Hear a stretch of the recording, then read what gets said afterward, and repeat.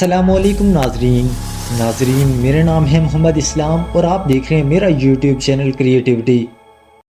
آج کی اس امرو یار سیریز میں کہانی کا عنوان ہے امرو یار اور موت کا فرشتہ۔ ایک دن امرو اور امیر دونوں سمندر میں سفر کر رہے تھے۔ امرو یار نے کہا کہ امیر صاحب آپ مجھے کیوں اس طرح پھنساتے ہیں؟ آپ شہزادی سے شادی کرنے جا رہے ہیں اور میں یہ وسیع سمندر مجھے ڈراتا ہے، پتہ نہیں کب موت آ جائے۔ وہ بولا دوست وہ ہوتا ہے جو دوست کے ساتھ کھڑا رہے۔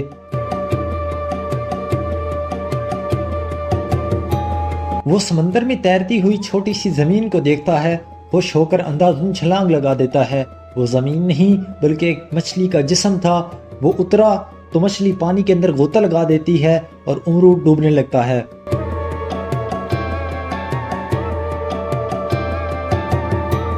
امیر نے کپتانوں سے کہا کہ فوراً امرو کو بچاؤ، تو غوطہ خوروں نے چھلانگیں لگا دی اور امرو کی جان بچانے کے لیے سمندر میں کود پڑے۔ کچھ ہی دیر کے بعد امرو کو واپس جہاز پر لایا گیا۔ پھر امرو کونے میں بیٹھ گیا، خوف زدہ، ڈرا ہوا، خاموش ہو کر رہ گیا تھا۔ ایک ماہ کے بعد جب جہاز ایک جزیرے پر لنگر انداز ہوا، سب اتر کر جزیرے کی سیر کرنے لگے۔ امرو بھی ادھر ادھر گھومنے لگا۔ اچانک ایک آدمی آیا، نرمی سے بولا کہ مجھے آپ کا ماموں ہونا چاہیے، میں خزانے سمیت اس جزیرے پر بچا ہوں۔ امرو نے جواب دیا میرا تو کوئی ماموں ہی نہیں، لیکن جب اس نے ہیرے اور جواہرات کی بات کی تو امرو خاموشی سے سننے لگا۔ آدمی نے کہا اس کا درخت سے پھل توڑنے کا دل ہے۔ امرو نے کہا مجھے دو میں لے آتا ہوں، لیکن وہ بولا نہیں، تم مجھے اٹھا کر لے کے چلو۔ امرو نے اسے اٹھا لیا، دونوں آہستہ آہستہ درختوں میں سے گزرنے لگے۔ ماموں کی آنکھ میں چمک تھی۔ پانی کا ایک صاف تالاب دیکھ کر ماموں نے کہا بس مجھے یہیں بٹھا دو۔ امرو نے اسے زمین پر بٹھا دیا۔ پھر ماموں کی ہنسی میں ایک عجیب رنگ آیا، اس کے چہرے پر سایہ سا آ گیا۔ امرو پیچھے ہٹنے لگا۔ ماموں غائب ہو گیا اور اس کی جگہ ایک نورانی ہستی آ گئی۔ اس کے پروں میں سے روشنی پھوٹ رہی تھی۔ امرو گر پڑا، کانپنے لگا۔ فرشتہ بولا تم جہاں سے بھی بھاگو موت تمہیں وہیں ملے گی۔ آواز میں نہ کوئی غصہ تھا نہ موت، بس حقیقت تھی۔ اب ایک سنسان صحرا میں کھڑا تھا، چاروں طرف ریت ہی ریت تھی، سورج سر پر دہک رہا تھا۔ امرو دوڑ کر ایک خیمے میں گیا، اندر ایک بزرگ بیٹھے تھے، ان کے چہرے پر نور تھا۔ انہوں نے کہا بیٹھو بیٹا، تمہیں وقت دیا گیا ہے۔ بزرگ نے دعا کی، روشنی سے سب کچھ چھپ گیا۔ پھر آنکھ کھلی تو امرو جہاز پر تھا اور امیر اس کے ساتھ کھڑا تھا۔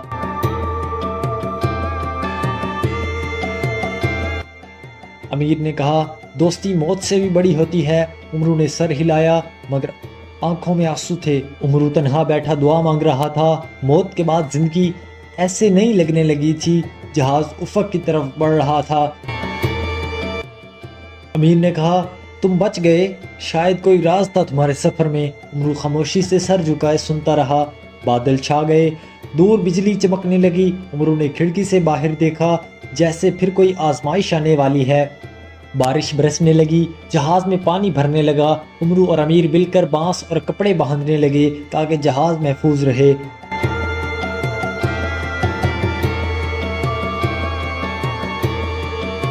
سمندر پر کچھ نورانی ہستیاں چل رہی تھیں۔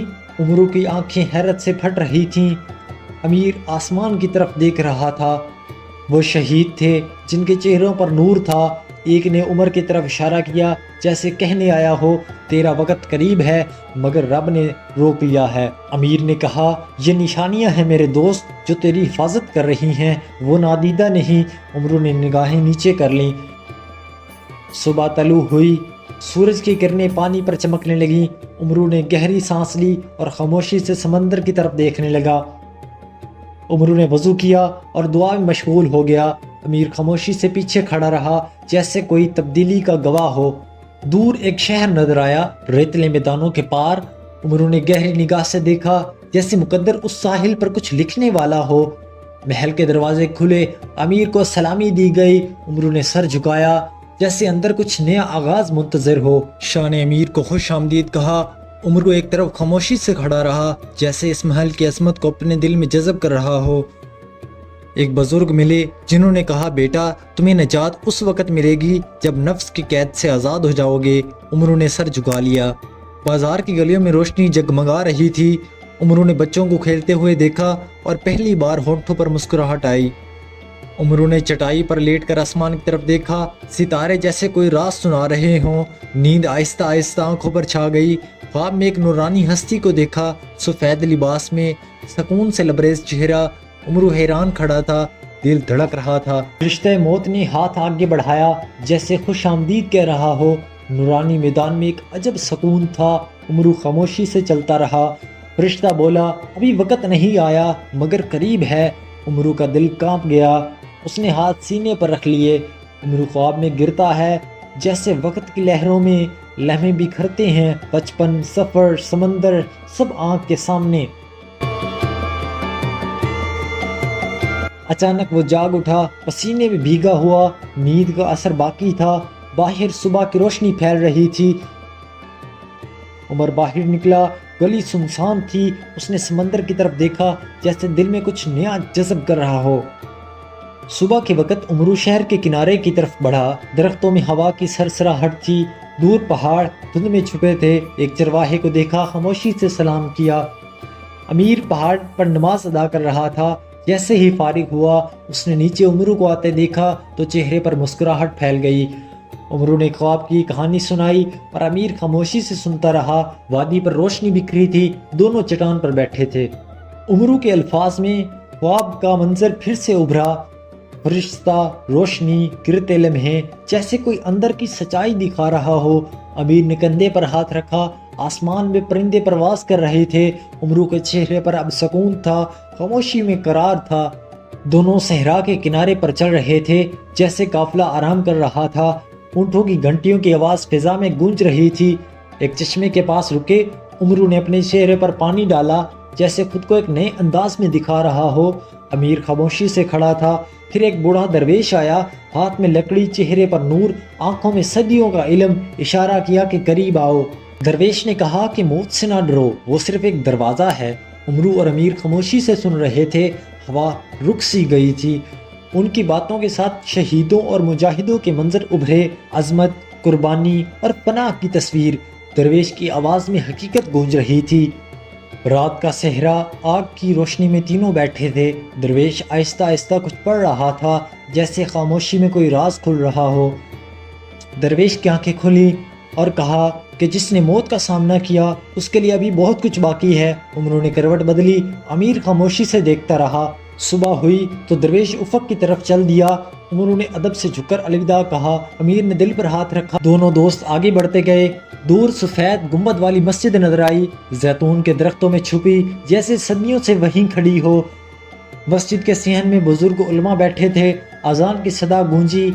عمرو اور امیر خاموشی سے ایک طرف بیٹھ گئے، سکون ہر شے پر چھا گیا تھا۔ مسجد کے اندر روشنی نرم تھی، ایک نابینا عالم قرآن کی تلاوت کر رہا تھا، آواز میں درد اور حکمت تھی۔ عمرو اور امیر سنجیدگی سے سن رہے تھے۔ عمرو تنہا مسجد کی سیڑھیوں پر بیٹھا تھا، چاندنی ہر شے کو چھو رہی تھی۔ اس کی آنکھوں میں اب خوف نہیں بلکہ سکون تھا۔ ایک کاتب خط لایا۔ امیر نے خط پڑھا، چہرہ سنجیدہ ہو گیا۔ عمرو کو دیکھا، جیسے وقت کا فیصلہ ہونے والا ہو۔ امیر نے کہا، ہمیں واپس جانا ہوگا، بادشاہ نے بلایا ہے۔ عمرو نے مٹھی کو بند کیا، اب خوف کی بجائے ہمت تھی۔ سورج کی روشنی میں دونوں اونٹوں پر روانہ ہوئے۔ مسجد دور ہوتی گئی، سورج طلوع ہو رہا تھا، جیسے نئی تقدیر طلوع ہو رہی تھی۔ دونوں ایک پتھریلے راستے سے گزرے جہاں بازار کی رونق تھی۔ قافلہ، تاجر اور مسافر سب اپنی منزل کی طرف رواں تھے۔ ایک سرائے پر پہرے دار نے روکا۔ امیر نے شاہی مہر دکھائی تو سپاہی نے فوراً رستہ دے دیا۔ اندر کی روشنی مدھم تھی۔ ایک پیغام رساں نے چپکے سے نقشہ دیا۔ عمرو گہری نظر سے دیکھ رہا تھا، جیسے فیصلہ قریب ہو۔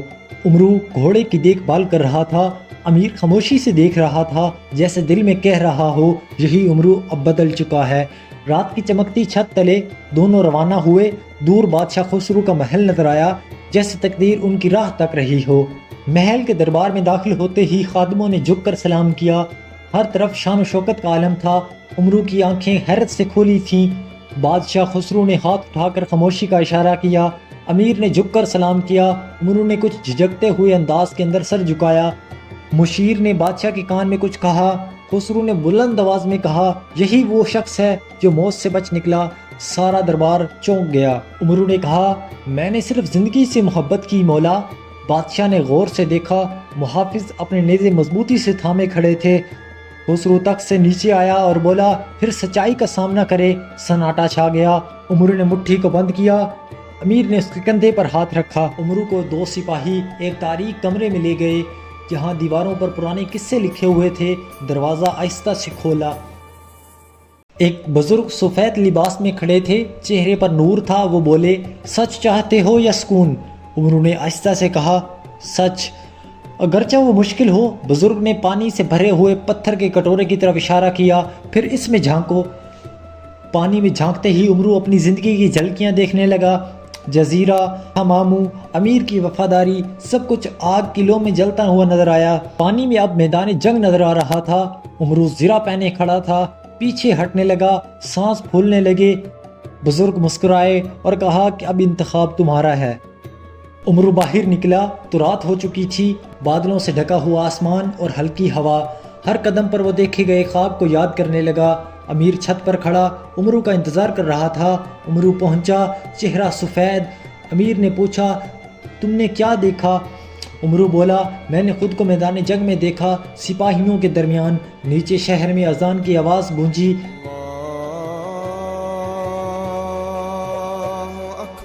बादल आहिस्ता से गुजर रहे थे। दूर से समंदर की आवाज़ और मध्यम नगारों की थाप सुनाई दे रही थी। उमरू अपने कमरे में जाकर सजदे में गिर गया। चिराग की रोशनी दीवारों पर पड़ रही थी। हाथ कांप रहे थे मगर आवाज़ में अज़म था। सुबह के वक़्त बादशाह खुसरो ने महल की छत पर दरबार लगाया। अमीर और उमरू ज़िरा पहने मौजूद थे। आसमान पर सूरज की रोशनी सुनहरी थी। बादशाह ने कहा, आज हम इज्जत वापस लेंगे। नगारे बजने लगे। उमरू ने अमीर की तरफ देखा जो पुरएतमाद अंदाज में सर हिला रहा था। सिपाही नारे लगा रहे थे। महल के बाहर लश्कर तैयार था। झंडे लहरा रहे थे। घोड़े तैयार थे। उमरू ने स्याह घोड़े पर सवार होकर अज़म के साथ सामने देखा। अमीर उसके साथ था। लश्कर सहरा की तरफ बढ़ने लगा। सूरज की रोशनी जर्द होने लगी। उमरू खामोश था। बुजुर्ग की बातें याद कर रहा था। चेहरे पर संजीदगी थी। अचानक दूर एक गर्द का तूफान उठा। सिपाही आंखों पर हाथ रख के देखने लगे। अमीर ने काफिले को रोका। उमरू ने आंखें बंद की। गर्द बैठते ही मुखालिफ फौज सामने आई। स्याह और कांसी के लिबास में मलबूस सिपाही, उनके सरदार चेहरों पर जख्म के निशान, तलवार बुलंद किए खड़ा था। उमरू ने लगाम सख्ती से थाम ली। दिल धड़कने लगा। लड़ाई में उमरू ने एक वार को रोका और फिर दुश्मन को गिरा दिया। चेहरा सख्त हो चुका था। हरकत तेज तर। गिरदो गुबार और खून फिजा में फैल गया। एक लम्हे को बुजुर्ग की बातें याद आईं। अमीर ने 2 दुश्मनों को काटा और हुक्म देना शुरू किया। फिर देखा कि उमरू तनहा लड़ रहा है। दोनों पुश्त बापुश्त होकर लड़े। तलवारें चमकने लगीं। गिर्द बुलंद होने लगी। अचानक उमरू को पीछे से वार लगा। वो जमीन पर गिरा। हर चीज धुंधली सी हो गई। आवाजें मध्यम हो गईं। अमीर चीखा, उमरू, और रास्ता बनाता हुआ उसकी तरफ बढ़ा। वक्त जैसे रुक सा गया हो।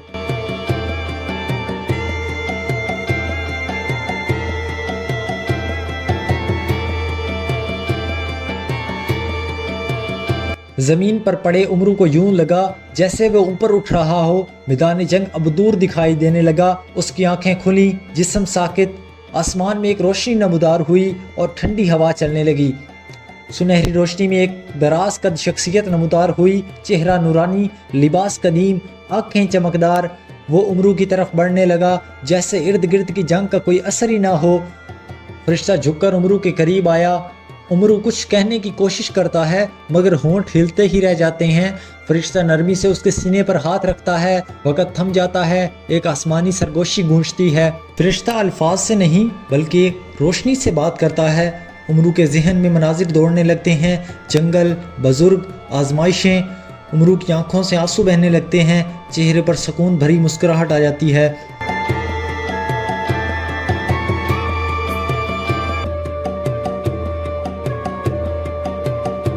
मैदान में अमीर दौड़ता हुआ उमरू के पास पहुंचता है।